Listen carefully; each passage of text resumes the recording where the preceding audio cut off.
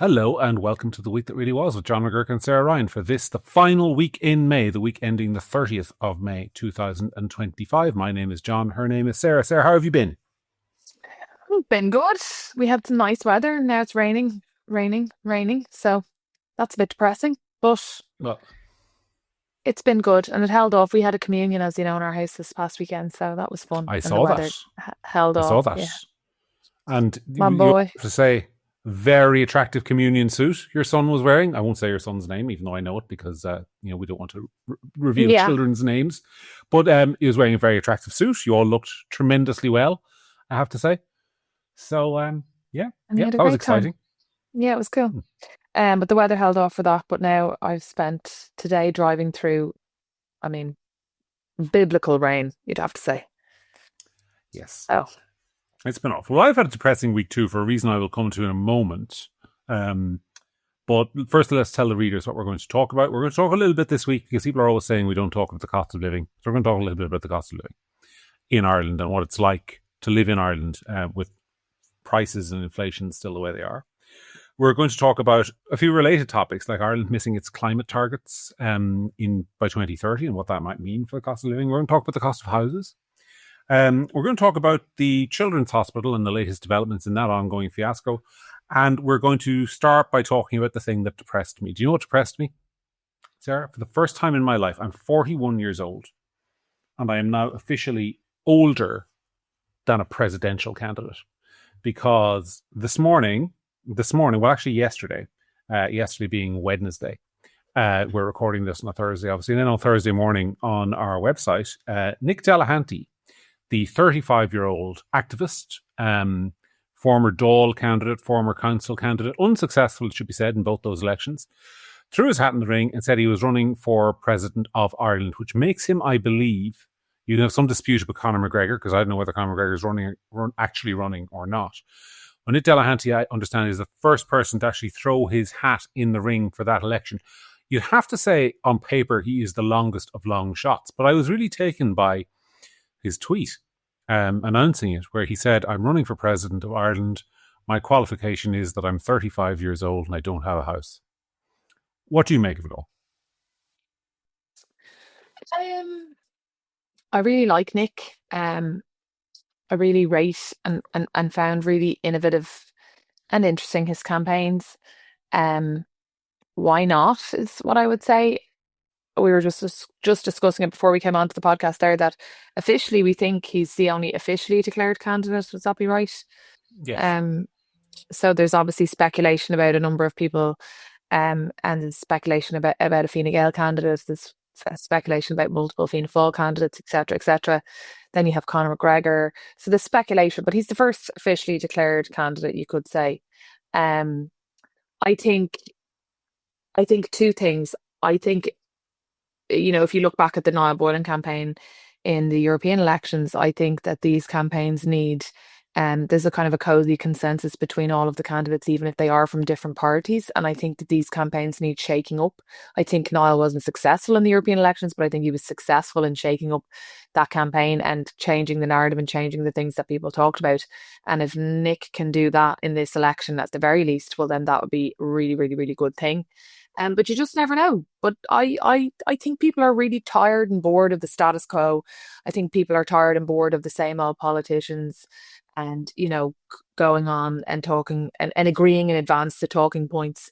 The concern I would have would be that Nick will face the same kind of problems that Niall Boylan faced, which is that he won't be allowed onto the debates, and he won't get any media attention, and therefore you're frozen out by the by Well, the I don't consensus, I think suppose. so. I don't think so. I don't think so. In the same, maybe we're talking about the same thing. But I mean, there won't be any presidential debates until nominations have closed, and there won't be any more than, I think the maximum we've ever had in a presidential election is about seven. We were like seven candidates in 2011 when Michael D. Higgins kind of won by default at the end because everyone else had been trashed bar him. Um, there were like seven candidates in that election. That's about the most we will have. Yeah, you're right. You're right. So I don't think there'll be any debates until after that. His hurdle is getting a nomination. Actually, I mean, because county councils, and I think, look, I'm going to declare an interest. I like Nick Delehanty. I think he's a really interesting voice. I think he says a lot of interesting things, but I think there are two problems. Number one, I suspect that there are people listening to this podcast who haven't the foggiest idea who we're talking about. That's the first thing. And the second thing is, I think when he goes to county councils looking for a nomination, they will say, okay, you're 35, you're a young guy, you don't have a house, you want to be a voice for a new generation, but you've put yourself on the ballot twice before. You ran for a county council to be one of us, and you didn't really come close to getting elected, to be honest. And then you ran for the Dáil in Dublin Bay South, a tough constituency, and you didn't really come close to getting elected. You know, what basis is there for believing that your campaign will get any traction? And I therefore, I think, I'm sorry to say, and I'm not talking about my personal preference here because, as I say, I actually think he'd be a really interesting voice on the debate stage in that campaign. But I think he'll struggle to get over that hurdle, if I'm honest. I don't want to do the kind of thing where, like, I hear rumors, etc., but I do hear strong rumors of at least two other people who are strongly running for president in what I would describe as a similar space, both of whom I would regard as having a better chance. Although, to be honest with you, I'll say publicly what I've said to everyone who's asked me about whether they should run for president, which is no, you shouldn't. You shouldn't run for president because you're not going to win.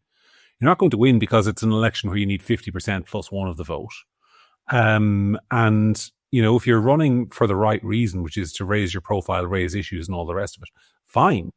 But if you want, if you're going to find people to spend 300,000-400,000 euro making you do that credibly, fine. But if you're going to, go through the mill and the ringer for that job, knowing that every bit of dirt will be thrown at you if you get onto that stage and getting onto it as a hurdle in the first place. Yeah, I think I admire his ambition. I'll put it that way. And I wish him well, genuinely, but I think it's a very difficult thing to do. I mean, I don't know about that, because I think that there is the council, the issue, the hurdle you're talking about, you're right. Like, it depends on who the declared candidates are, but I think the councils who aren't politically aligned necessarily or don't have a candidate to vote for will be looking to put their weight behind somebody. And you never know. You're right what you say, that once he would get through that hurdle, he would be on the debate because there wouldn't be enough people. I'd forgotten about that, but I totally agree with you that he would be a really interesting voice on the debate. And again, like, what I'm always talking about is that sometimes I just love to sit down and see smart people on completely polar ends debating about things, which is not what we get. But yeah, I mean, fair play to him. I'm like you. I like him personally very much. I think he's really smart. I think he's got really good ideas. I think when he is interested in a topic or he's researching a topic, he really gets into it and he really understands the brief and is able to kind of regurgitate it back in an understandable way and explain things really well to people. So I think if he was given a shot on TV, I think he would potentially do really well. But you're right, he has some hurdles. But at the moment, God, it's November is that election, and it's so boring and there's nobody declared. And I think that is probably realistically of huge benefit to a couple of incumbent parties that will just knock somebody out at the last minute and get enough. I mean, you say that, but it's an election that has thrown up surprises. The public have generally liked to throw up surprises. I don't think anyone thought Mary Robinson would win it when she did in 1990. I remember the campaign her Mayor McAleese won. It was significantly heavily contested. Obviously, the 2011 election was a vicious bloodbath.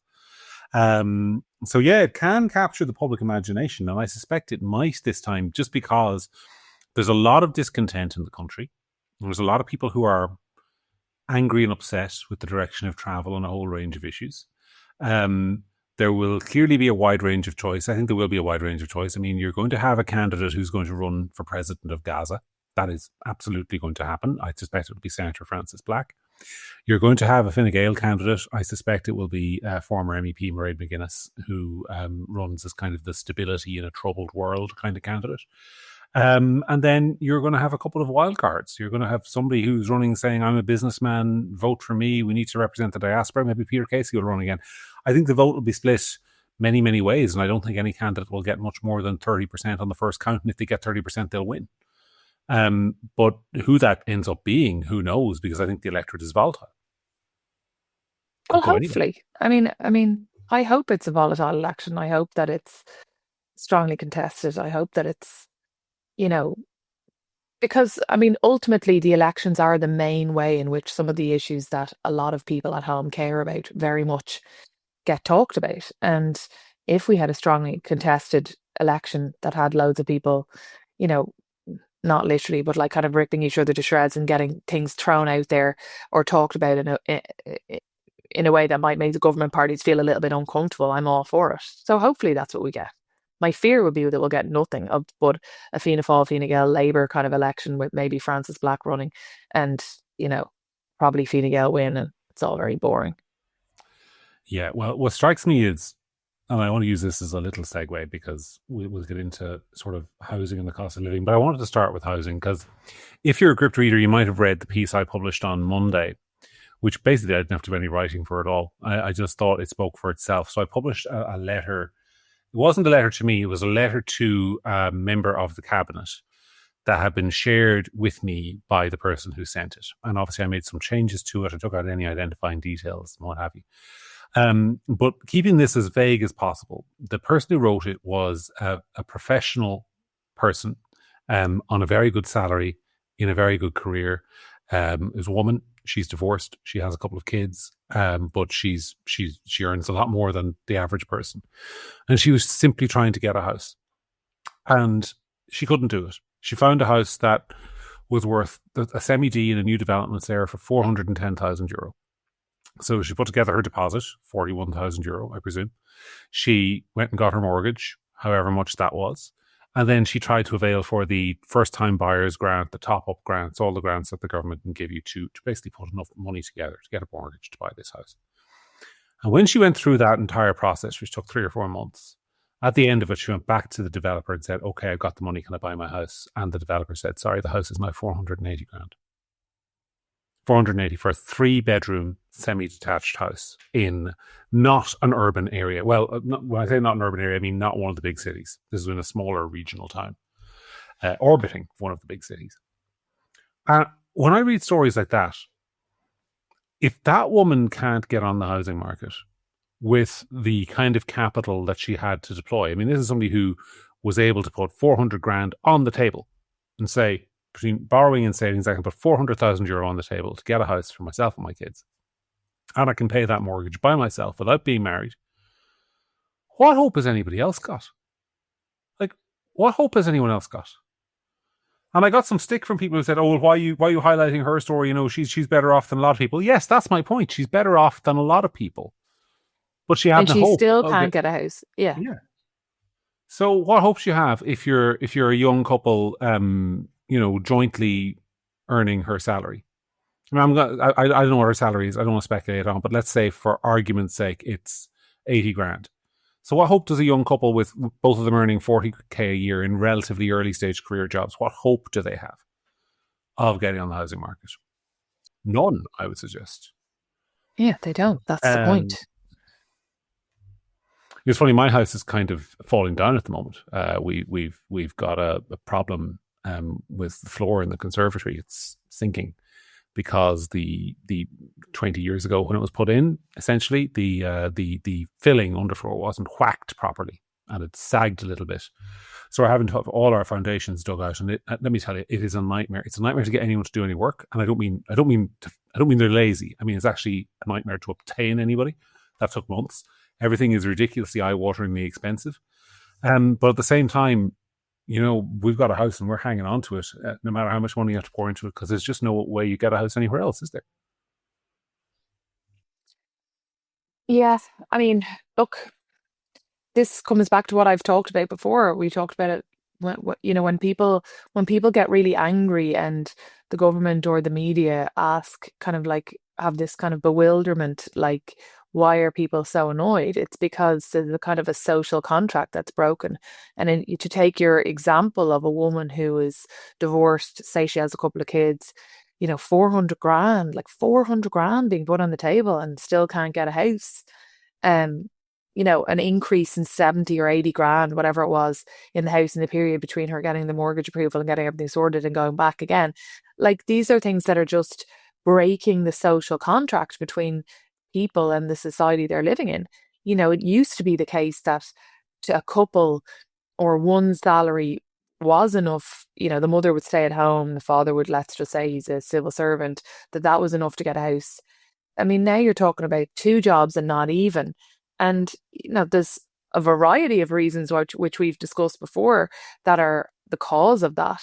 And the reason for a lot of people being miserable. And the housing stock, housing supply, immigration, the financing, the availability of workers to build houses, empty stock for council house, like just the perfect storm of everything that's wrong that has created a situation where people, a divorced that profile, a divorced woman with children who's got 400 grand put on the table, but the single divorced dad who's not living with his kids, who needs a bed sit, who's still paying a mortgage on a house he doesn't live in, he's got nothing either, etc., etc., etc. And no end in sight for it. That's why people are angry. I don't blame them. Look, it is what it is. And I mean, I think it's why I got really pissed off at the Carry On in the Dáil this week.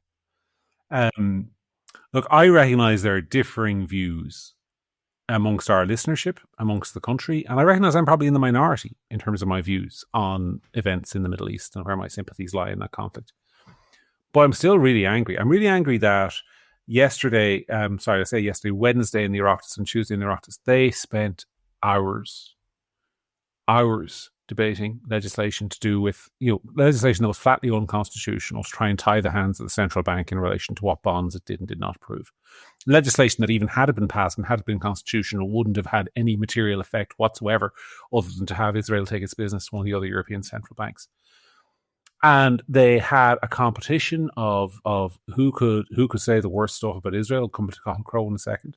They had protests in the gallery. By the way, if you ever hear about the Dáil being interrupted by shouting from the gallery, and you will know this, Sarah, of course, you don't just walk in off the street. Politicians have to literally invite you in to be sitting in the viewers' gallery in Dáil Éireann. So you've got activists there screaming at politicians trying to make a decision. And you have none of these people doing a fucking thing about housing, health, cost of living, spending literal weeks of their time talking about a war where nobody is listening to them and nobody is going to listen to them. And I just want to bang my head against the wall, because there are people in this country who are in real trouble, who it is your job to help. It's your job to help. And what are you doing? Wasting your time. Grandstanding on the world stage. But before we move back to the cost of living, I have to ask you about Cathal Crowe. Because for listeners who don't know, there was a very funny moment in that debate where Cathal Crowe, the Fianna Fáil TD for Clare, sort of stood up. And the tone of the debate had very much, Sarah, I think you'd agree, been kind of like, who can say the worst thing about the Israelis? And Micheál Martin had said they were guilty of genocide, and Sinn Féin had said a whole load of other things. And of course, people for profit are almost ready to declare war on the state of Israel.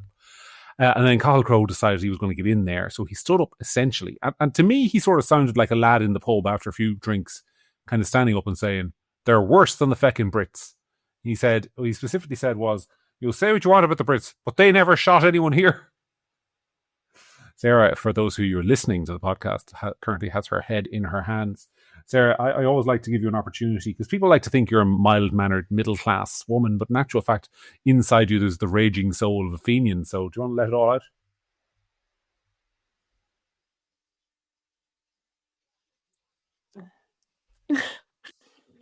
No, actually, do you know what? You think it's funny. I don't think that's funny. You don't think it's funny? I thought it was hilarious. I don't think it's funny. No, I don't think it's funny. I don't think it's funny for a member of our parliament to stand up and say that the Brits never shot any civilians in Ireland. I don't think that's funny, because what? I took it for a slip of the tongue, to be honest with you. Well, but right. I think he meant like they weren't dropping J dams on sort of, No, he said shot or bombed.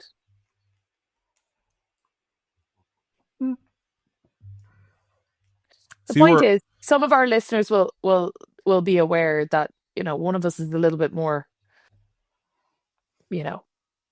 Republican and nationalist or whatever than the other. Would you agree with that? Well, only one of us is the literal heiress to somebody who's in the GPO, so it's probably you there, right? Yeah. So I take exception very much to somebody standing up in our parliament, hard fought parliament, and saying that British the British never shot civilians in Ireland.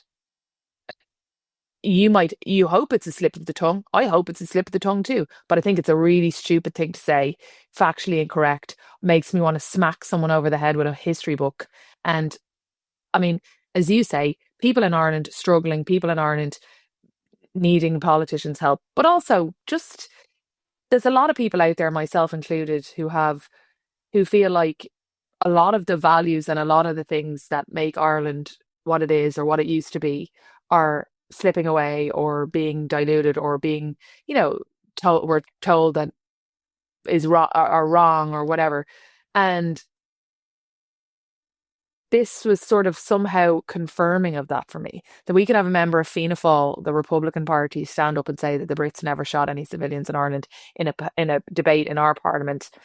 I don't think that's funny. I think that's really offensive, and maybe an accident, but a terrible accident, and I just, some I just, no, finish your point. I don't want to interrupt you. it's something that should be condemned. I take it. I'm sorry. I'm not easily offended, but I just think that is that you've just kind of, I don't know, something has gone wrong there, and you're so consumed with debating and virtue signaling about the issues in another country that you've somehow forgot the history of your own. And I think But that's pretty pathetic. I thought it was laughable, but for a slightly different reason to you. I mean, I look. I've never pretended to be something I'm not. I don't care that he said what he said. But I acknowledge that's factually wrong. I mean, you learn about what happened in Croke Park on Bloody Sunday, in every Irish secondary school. You learn about lots of you learn about the blackened hands and the fact that horrendous things were done during the War of Independence on both sides, by the way, but horrendous things were done by the blackened hands during the War of Independence. There's no doubt about that. But no, for me, the whole thing is laughable because we've got a cost of living crisis, we've got an immigration crisis, we've got a health crisis, we've got people in this country lying on trolleys, denuded of dignity, who don't even get dignity in their dying day because there's no bed to put them in. We've got people coming into the country who can't find a place to stay. We have, people.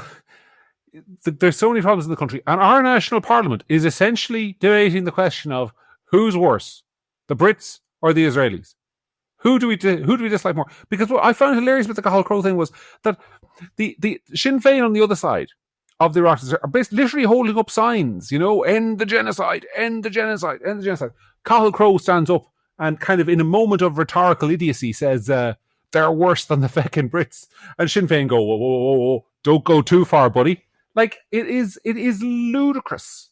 It is It's kind ludicrous. of like something. It's kind of like something you'd see at a university debating after everyone's had a bit too much to drink, just like it's descended into farce. Yeah. I just think that, and I mean, I say a pox on all their houses. There's not one person in the Oireachtas, I think, who has done themselves any credit on basically any topic this week. That's, this is supposed to be the week that really was. I'm looking around for kind of positive things to say about some politician somewhere, and I can't find one, to be honest. But then maybe I'm just a dreadful Zionist and you're a cause of Fianna Fáil or something. I don't know. Let's go back and talk more about the cost of livings there, because this is a topic in general people want us to focus more on. And I'm just going to ask you for sort of your thoughts. I mean, how do you, when you are living your daily life, I mean, you're a married couple with 3 kids. You're in the law. It's not a secret, is in dentistry. I mean, you're not badly off. I don't think I'm telling any secrets when I say that. I mean, I don't. You're not like super 1% or anything, but you're not badly off. Do you find the cost of living hitting you hard? Yeah, I think the way the labor is divided up in the house and different things, and I very rarely do the food shop, for example. Keith usually does it, and I did a food shop last week, And it was the first time I'd actually done, like, I mean, I'm not talking about popping into the shop and just getting bits here and there, but I'm talking about the big one. The trolley. And You needed to bring your euro to bring it yeah, back and all that. the big one. And I was kind of stunned at how much more expensive it had gotten. And we do our food shop in Lidl. After I nearly had a heart attack doing a big shop in Duns a couple of years ago, about a year and a half ago, and I won't even say the figure, but I nearly fainted when I got to the hill. So, but for a family of we're a family of five, but like the children are 3 and 6 and 8. So I mean, they don't eat like adults, if you know what I mean. Um, I wouldn't I wouldn't be buying any alcohol in that. So the food shop would literally be that food, and like hundreds of euro, and like it's just increasing and increasing and increasing. You used to be able to get a very very very big food shop that would probably last for 2 weeks for about 180, and now I'd say it's nearly double that. Yeah. Well, my wife and I do not have any children. So it's just the two of us and the dog.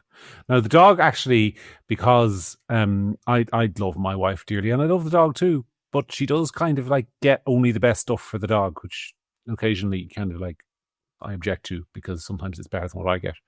But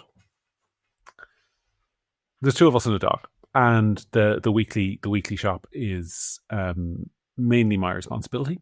And I go to Super Value, and I'm starting to think I probably might not be able to go to Super Value anymore because it's not that what you're spending is increasing. It's that you're increasingly replacing items that have gotten more and more expensive. So I did a piece about a week and a half ago, which I think I mentioned on this podcast previously, about the cost of butter and how Kerrygold butter has now gone to $5.50 or $5.49 in Super Value, whereas the Super Value own brand butter, which is not great, but not as bad as you think, is only $3.49. So I've now moved to kind of own brand, but I'm still spending the same amount I'd always have spent every week. That's what I find kind of interesting about it. And I think this is where the cost of living, when they measure, because of technically how inflation is measured in this country, it's kind of like a basket of goods, right? But so they measure the average cost of a basket of goods, but they change the makeup of that basket based on what people are buying. So they're looking at what people are buying in the supermarkets. So, for example, if I make the switch from Kerrygold butter to Super Value own brand butter, and that brings the price down for me by €2, and they average that out across all the people buying food in the supermarket, and more people are doing what I did. This is quite technical now, but essentially that means that the increase in the cost of living isn't being measured, because they're essentially saying, oh, well, you're getting the same stuff at relatively the same price. Well, no, I'm not. I'm getting less expensive stuff than what I used to get, but it's not the stuff I want to get because I'm shifting my purchasing habits down. Does that make sense? Yeah. If people are wondering what I'm talking about, email me. But like it's how the sort of household inflation thing is calculated makes it look like the problem isn't as bad as it is. I think that's a big issue. Yeah, and then I mean, with kids and stuff, like our kids eat a lot of fruit, and like things like grapes and like punnets of this and that and whatever. Just all the individual items. You used to do a food shop. This is another thing I noticed. You used to do a food shop and kind of like, within reason, not look at the individual price of things. You're to your point, like you're throwing in butter, you're throwing in some cheese, you're throwing in bread, you're throwing in the different bits, and you're kind of like not really looking at the individual prices. And now I'm noticing that like most items that are going in are kind of a fiver. Do you know what I mean? Or five something. That used to be 2.85, 3.10. Those kind of things.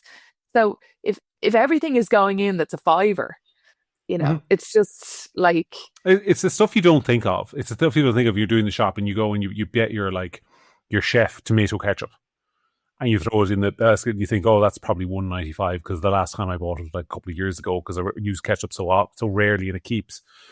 It was only $1.95, and then you go home and you look, it was actually $4.95. Like that. That's where you get whacked.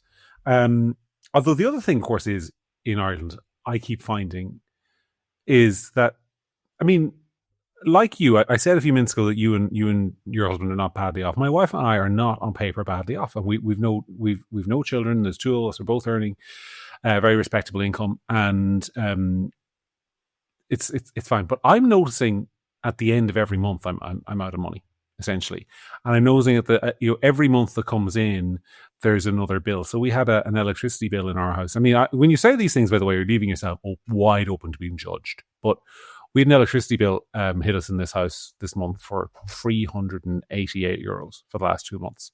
Now, I don't think that is reasonable, and I don't think the amount of electricity we've been using over the last 2 months is excessive at all. It's just that for the last, the cost of energy in this country is going through the roof. And then, you have your car insurance coming in at 600 quid, 700 quid. Like every month, there are one or two of those. I think every household is facing them, where every month you are getting a big bill for something. Is it the bins? Is it the electricity? Is it the telephone? Whatever it is. And I think just talking to people who I know in the neighborhood here, a lot of people are really struggling and feeling the financial pinch. Yeah. I mean, and as you say, like I have 3 kids, and just what I would describe as, for a lot of families, the cost of getting to work, we'll say. So it's the cost of getting to work is the childcare bill. We've talked before about Hungary and different countries and their incentivizations for people to have more kids. I'm not looking for incentivizations to have more kids. I'm just looking for disincentivizations to have more kids. And, we have a country where the majority of people, if they're having children, are having two, not 3 or 4, because and I have friends who would have 2 children and say 2 and through on the basis of can't afford it. The childcare, there's no tax relief on childcare. There's no um there's no incentive to get a bigger car to fit these kids in. You can't. I can't take the 2 years off work and give my tax credits over to Keith to try and benefit the household in that way. Everything to do with children is just astronomical. And so for me to go back to my point, for me to get to work, the cost of me to get to work, petrol, my car used to be €60 to fill, now it's 100 and something maybe. The childcare bill that I pay a month is for all of the 2 of the children are in school, one's in Montessori. So for all of the children to be in school or Montessori until 2:30, and then 2 days a week, I have a minder who comes collects them at 2:30 and brings them to minds them until 6. So that's 2 days a week. I have a minder till 6. The other days I pick them up. That bill for the month is €1,800. So the Montessori is 1,000 because you always hear about this ECI scheme for kids, 2 free preschool years, but you only qualify for it if your birthday is not within a certain range. So she doesn't qualify for that yet because she's 3 and she didn't turn 3 by December 31st. So I have to pay the full Montessori bill. So the Montessori bill and the minder comes to €1,800 a month, and I have to pay that and petrol and everything else just to get to work to try and earn money, if you know what I mean. And your practicing certificate and all the things you have to pay for the bar council and presumably your professional legal insurance. Yeah. And all of those things. So what we're talking about here is a situation where you in your law career need to earn per month after tax, you need to be bringing in the guts of $2,000 just to break even. Yeah. After tax. I mean, and that is, I mean, there are a lot of people in the country for whom sort of that would be, 70-80% of their actual salary after tax. If they were lucky, there are people for whom that wouldn't cover it. So I mean, but that's the point. Like that's for me is that I've said this on the podcast before that I stayed at home for 8 years and was a stay-at-home mum for 8 years for reasons that Keith and I wanted to do it that way, and we could at the time. And I've gone back to work, and a lot of the reason why I've gone back to work is not financial. It's about I want my kids to see me do other things, and I want to do other things and whatever. It can't just be financial because for, in a lot of ways, it's just too expensive to get to work, and I have friends who are the same, female friends in particular, who've been at home for a while and have gone back to work and have said to me, I'm actually working when I pay the bill of the cost of getting to work, I'm working for 500 quid a month, like left over. And so they're saying I would be better off staying at home and taking the dough, because that would be, let's say, 800 quid a month. But I don't want to. I want to work or whatever. But, you know, again, it comes back to my point. This is why people get so angry. This is why people feel like the social contract and the relationship between them and the state is so fractured. It's because they feel like they go out, they work their ass off, they have the kids to pay the pensions of, people in the future. They contribute, they pay their taxes, and they, what do they get? And then somebody else comes into the country and gets, as they see it, everything handed to them. And in too many cases, I say as they see it, but in too many cases, there is more than a touch of truth to that statement. The state, the amount of things that the state spends money on that it shouldn't be spending money on. Jason Osborne did a piece this week, looking at a Quango. Now, it was one of those pieces. It really annoys me sometimes. It really does annoy me when, just as an editor, when one of my reporters does a really good piece and people kind of skip by it. Just don't read it. Maybe it's my job for not selling it, right? But he did a piece this week on, for example, I'm not picking on them because they're one of dozens of such organisations. There's an organisation in Ireland called safefood.ie, and it's a cross-border Quango. It's paid 70% of its funding comes from the Irish government, right? Do you know how much it gets every year? About 7 million quid. It's got 30 employees. Do you know what safefood.ie does? It's written on it. It literally runs advertising campaigns telling people how to cook turkeys at Christmas and how to, eat healthy. It produces meal plans of the kind your nutritionist would give you in the doctor's. And it's got this really fancy website in which you can go on and you can look at your meal plans.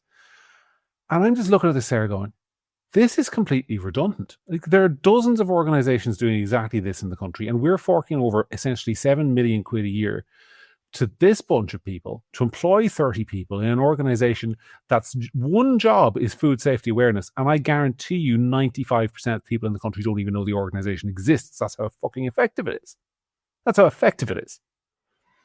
And then you see what people are struggling to pay. I mean, the pump alone, you mentioned diesel and filling up the car. I mean, I drive a car that is designed for motorway use, put it that way. And it costs, it doesn't use that much diesel, but it costs now about 120 quid to fill a tank, which is astonishing because, within living memory, when I had a car with a similar size tank, you were paying 60 quid. So fuel has literally doubled over the last 10 years in price. And almost all of that is a government decision. It's tax.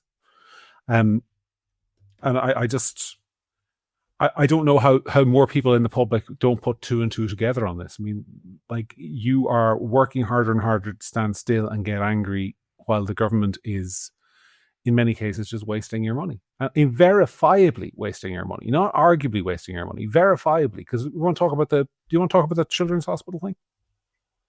Well, as I've said before, the children's hospital is just one of those topics we kind of drag out and look at it and see if it's still dead every few months. Yes, it is. So there was a couple of articles this week. I laughed because I thought this article on RTE.ie where they said the title of the article was 5 Lessons from the National Children's Hospital for Future Project in Ireland. Lol. Because, first of all, lessons learned as a concept, as a statement, as a phrase makes me want to put my fist through the laptop screen. But also, these didn't need to be lessons learned from the Children's Hospital, because these are lessons learned from every other project that the Irish state has embarked upon for the last 20 years. RTE. Including RTE. And highlights included governance failure at the starting point for dysfunctional projects. No, sure. From traditional management tools are not good enough. Insightful. What does that even mean? I know, yeah. Changing the script around procurement value and risk. Yeah, changing the script from a shit script to a good script. Okay, well done. Communicating what you're doing to the general public. That is funny. And the importance of comprehensive risk management.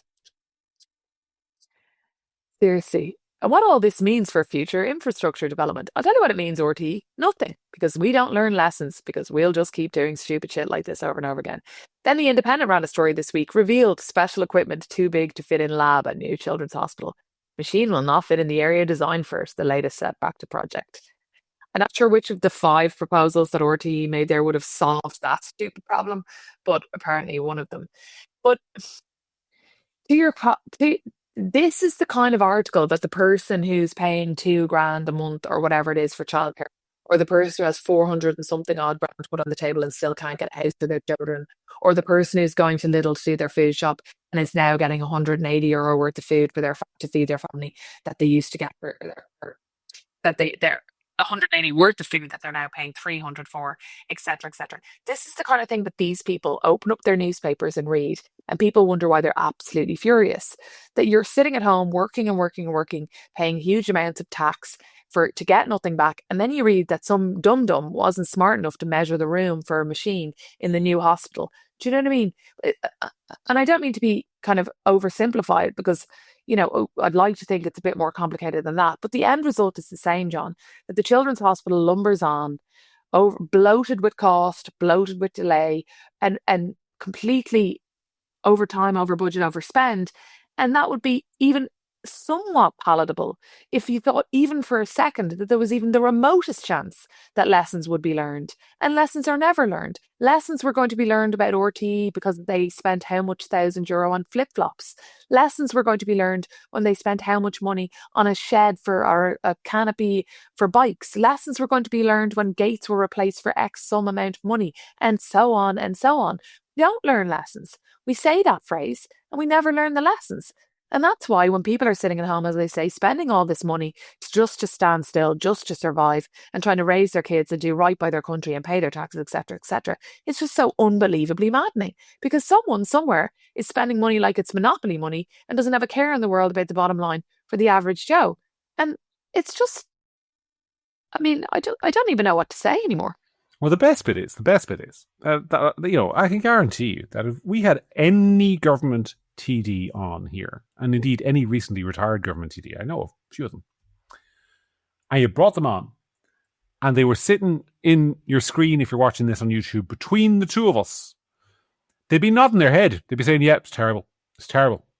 It's an absolute disgrace. No, we really have to improve. No, it's terrible now what's going on. It's shocking. This children's the hospital thing can't continue. That's what they would be saying. And what drives me absolutely demented is that the public fall for it. I mean, the same politicians who've been responsible for this children's hospital debacle for 20 years are still in charge of it. And RTE runs this, 5... I was listening carefully to your 5 lessons. Not one of them was a very simple one, which was put somebody identifiable in charge of the children's hospital. Because nobody can tell me in this country whose responsibility is it to get the children's hospital built on time. Not the government's. Not the Department of Health, not even the current minister, because in fairness, it couldn't be the current minister because she's only been the minister for a couple of weeks. Whose job is it? That's not a hard question, I think, and no one can answer it, because no one wants that job because they get the blame. But that's exactly why somebody should be given it, because they get the blame, and they should be given the concomitant power to drive it forward. No, I mean when I listened to you talk about that, I actually was sitting here looking into this camera, and what was going on behind my eyes was, why the fuck didn't I emigrate 30 years ago? Sorry, not 30 years ago, 20 years ago. Like, I'm on one level, I'm glad I didn't have despite the house falling down, still pretty nice, met a lovely woman, married her, all the rest of it. But like, there's part of me that kind of goes, wouldn't you be 100% happier in Australia or the UK or America or somewhere? At least you wouldn't have to live with this kind of all governments are incompetent, Sarah. All states are incompetent. But the Irish state seems to have a particular inability to do anything difficult. I mean, it can't build a children's hospital. Motorway delays. It can't build the Cork Limerick motorway. It can't access our offshore oil. It can't build big infrastructural projects at all. The Dublin Metro is never, ever, ever going to happen. It's an astonishing inability to do anything in a country that more than anything else needs infrastructure built. And I don't know how you fix it. I really don't. Well, I mean, RTE, if you just log on there, John, RTE have the 5 ways to fix it. You just go on to Uh, RTE.ie there, what and did they'll tell you that, what did things like, and another thing I also love is like procurement. Because, it sounds good, like procurement. We need to look what at does it say about procurement. procurement specifically? Because I actually have a Oh, background in procurement. but of course, procurement is an issue when, the state were publicly fighting uh, with the providers of the building provider. But like procurement, just saying, changing the script around procurement value and risk. That's the initial procurement approach prioritized lowest bid submissions. This reflected a narrow understanding of value that failed to account for broader project implications. This strategy systematically underestimated total project costs while overlooking significant risk factors that subsequently materialized as major challenges. Right? I went to Smurfit Business School and did project management. I mean, that's the kind of stuff you learned about. You know what I mean? Like, don't always go for the lowest bidder because that might have costs later on. Wow, insightful. You get a C minus. I mean, the saying procurement is the problem in a project like that is like going into a house where there's a morbidly obese man and going, eating, eating. That's the problem. But like, but what specifically? Go further. Get into it. There was a problem with the contractors. There was a problem with the cost. We know that there was things that were done for 250 grand or quoted for 2 million that were done for 250 grand by somebody else. Like, it's not just that, it's loads of things. It's a culture around an absolute lack of value on €1 that you're spending money like it's somebody else's money. It's a toxic culture around spending that exists across all capital projects that are run in this state, like the shed for bikes, like the hospital. Procurement and risk. They're like, RTE have just regurgitated, probably through ChatGDP there, the project management book from Smurfit Business School or somewhere, Oh, and said, oh yeah, don't this all sounds good.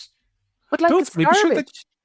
I mean, I wanted to say something, but before I say it, I wanted to talk a little bit about RTE because, like, they were back in front of the Oireachtas committee this week.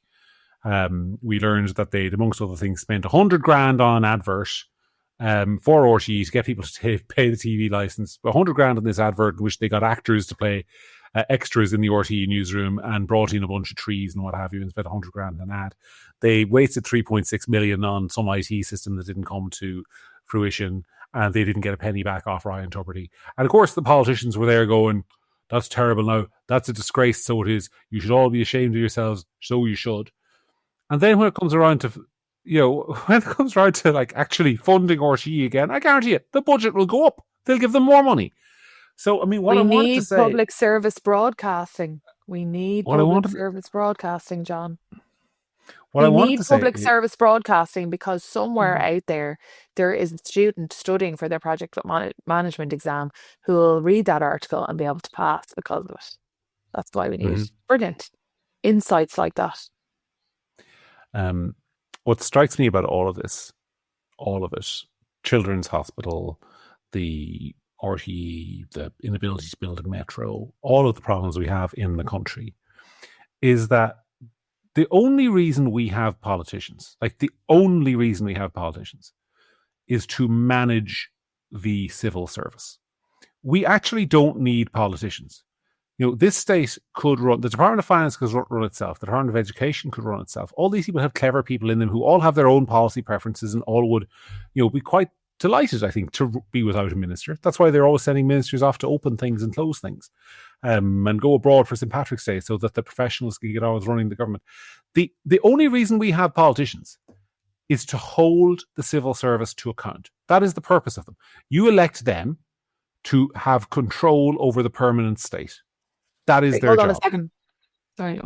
I think you're exaggerating. Who would wish the Leaving Cert students good luck the night before the Leaving Cert if it was just left with the civil servant? I'm sure the Secretary General of the department could send out a tweet, couldn't he? They wouldn't remember. You need politics. Best of luck to everybody doing their junior cert and Leaving Cert tomorrow. Well, that is true. I mean, that's happening next Tuesday, by the way. Next Tuesday, stay off social media because you just won't be able to read anything because it's just going to be a whole stream of our politicians doing what Sarah just said they would do. But to come back to my point, like the only reason you idiots exist is to get the civil service by the scruff of the neck and go, this isn't acceptable. How are you going to fix it? Whereas instead, our lot, like I just once in my life, I want a minister to come out and go, okay, I've been in this department for 6 months and what I've discovered is they're a bunch of incompetent buffoons and I'm not taking it anymore. And I have given them deadlines and if they don't get this done by this date, heads are going to roll in the department.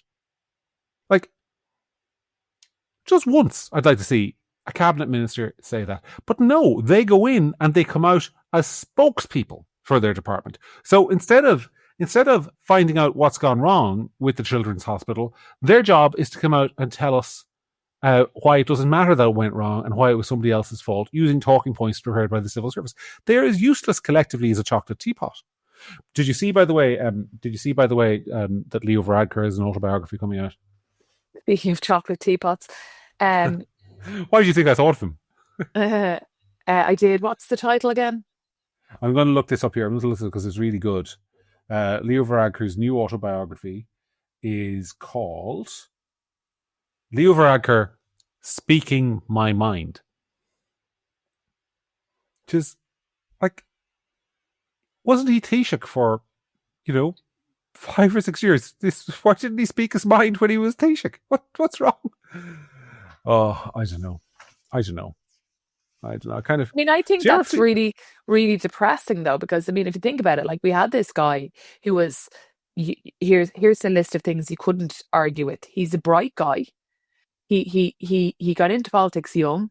He had a lot of ideals and plans. And if he is, and one would infer from that title, suggesting that he is now, having left the office of Taoiseach, now finally able to speak his mind. Is that not a terribly depressing indictment of what it means to be the leader of this country? Yeah, one of the reasons, I do have some sympathy for him, because one of the reasons I could never be Taoiseach of this country is that I'd last 5 minutes before I insulted somebody, I was made to resign. Like, I just would. Because I do speak my mind. I do speak my mind even when it gets me into trouble. I'm never going to stop doing that, despite the fact that I think there's a segment of the Gript readership that would really rather I had different views. Well, tough. I don't. And I'm never going to stop speaking my mind on what I believe, because I think that's only fair and honest in this job or any job you're in. But maybe I'm not diplomatic enough to be Taoiseach. So there's some of that. But at the same time... on that, I think that people understand, John, that there's actually despite what other media outlets and other people who don't like Gript would like you to believe, there is actually quite a range of views on a range of topics in Gript. On the Middle East, completely polar opposite ends of the spectrum on the Middle East, and on a number of other things. So you have your views, other people have their views, and everybody in Gript just gets on, because that's the way society used to be. I'm going to stamp them all out. We'll just stamp them all out. That's the way society used to be. That's the way society used to be structured, in the sense that people were able to get on, and have disagreements and whatever. And we're going to start with Ben and Jason and their podcast, and next week on is going to be scripted. I'm going to approve everything they say. I'm not having any more of this dissent. No, it's going to be 100% my views all the time. Okay, John. Yeah. Including from you. I'm taking no more guff from you, by the way. I'm kidding. Let's. I wanted to finish. It's been a cost of living themed episode with some segues, I think. But one of the most significant things in relation to the cost of living was revealed this week, which is that last year, the whoever does this report, I'm sorry, I don't have it in front of me who does it, but the figures are correct. The big report into Ireland's climate targets last year, I think it was from the Environmental Protection Agency, but I could be wrong, said that Ireland was on course to miss its environmental carbon cap cuts that were due by 2030 to cut our carbon emissions by 51%. So I kind of mangled that sentence, but you know what I was saying. And last year we were going to miss those targets because we were only going to achieve 29% cuts by 2030, which would result in billions and billions and billions of euros of fines from the European Union. And the report was updated this week. So we're now also going to miss the climate targets, but now we're only going to achieve a 23% cut. So the amount we're going to cut has actually gone backwards. And if we don't achieve this by 2030, as I say, we're talking about 30, 40 billion euro in fines, an enormous sum of money for a country that has all these problems. And it strikes me that there are two things here. First of all, there's a huge unwillingness to admit the degree to which the green agenda is responsible for the increase in the cost of living. When I talked earlier on about my electricity bill and the massive soaring increase in the cost of electricity over the last couple of years, I don't think you can disconnect that from the closure of various gas-powered stations, the refusal to bring in LNG at Foynes, the massive subsidies for wind energy, and the fact that the grid is under enormous strain because we've cut fossil fuels out of it and built it up with renewables. But then there's also things like, what we're intending to do to farming and dairy farming and what that will do to the cost of food, and what we're doing with driving up the cost of fuel. It's all green related. This drive to cut our emissions, she's directly killing the cost of living for people. And that is something that media, by and large, are unwilling to countenance, and countenance isn't even the right word. Admit is the right word. They're not willing to admit it. Are you surprised?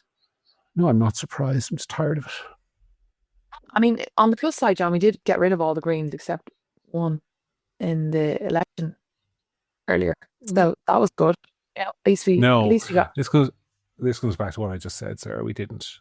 This is the thing. We got rid of all the Greens from the Oireachtas. We did not get rid of any of the Greens from the Department of the Environment. We didn't get rid of any of the Greens from the Department of Transport. We didn't get rid of any of the Greens from the Department of Education. There was a new curriculum launched last week, which we covered a little bit on Gript, which is basically environmental and climate studies, which is, you can go and read the piece that Jason Osborne did it on Gript. It's a faithful outlining of what that curriculum teaches your kids to do, which is essentially to become Greta Thunbergs, to become activists. Teaches them how to organise demos, how to organise protests. Teaches them that farming is responsible for climate change. Teaches them about the big, powerful oil lobby, etc., etc. All that nonsense. Now, there's no Green Minister for Education. We got rid of the Greens from the elected wing of the Greens. Didn't get rid of them from the civil service. We didn't get rid of them from the NGOs. We didn't get rid of them from the people actually making policy. And what we've got, frankly, is a load of gombean Fianna Fáilers and Fine Gaelers who haven't the first notion how to run the departments themselves and are simply letting the ideologues in there run them, which is why we are where we are across a whole range of issues, but particularly this. You can tell me if I'm being unfair. No, I don't think you're being unfair. I just think I'm trying to hang on to the positives, and I think that the fact that we don't have to be kind of morally lectured anymore by some of the Green Party TDs who thankfully lost their seats is a positive as far as I'm concerned. You're right that there's people within the departments, fine, who, and the tail wags the dog. We know that. But I still think it was a positive to get rid of them because I think it's symbolic. But I think, yes, you're right about the civil servants, but I think what you're also talking about is the residual impact of the Greens is still being felt, despite the fact that they're out of government and out of their seats. Okay. All right. Well, look, I think we'll wrap it up there for this week. Sorry we weren't more cheerful. I don't know why. I think the topics went. I think the cost of living is just a depressing topic in general. But look, what I will say is this. So people who will listen to this podcast, as they do every week, Sarah, who say, well, you should have talked about this or you should have talked about that. So what we wanted to do this week sometimes, and by the way, that actually reminds me, sometimes the topic hasn't happened by the time when we're recording. Other times, we just don't get to things. And also, John, I also just want to say, because on the comments, we don't delete comments and we're not responsible for the ads in the video. Because you notice people getting really upset because it's a lot of ads. The ads are there because you're all watching.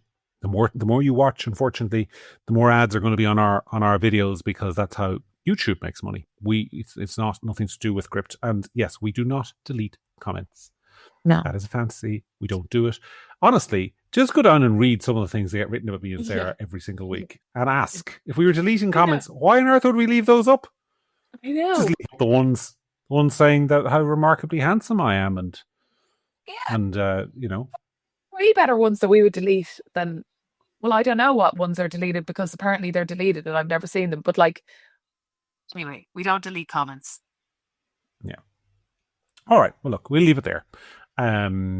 And we'll be back next week. And what I was trying to say there before Sarah interrupted with that, her very apposite remarks about comments and everything else, was that, a lot of people were asking us to do an episode that was mainly related to the cost of living and have a conversation about the various, first of all, the experience people are having with the cost of living and housing and energy. And we try to do that from a very human perspective, our own perspectives and so on.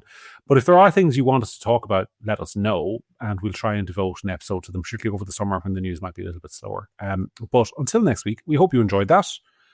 I've been John. She's been Sarah. This has been The Week That Really Was, and we will see you soon. Take care.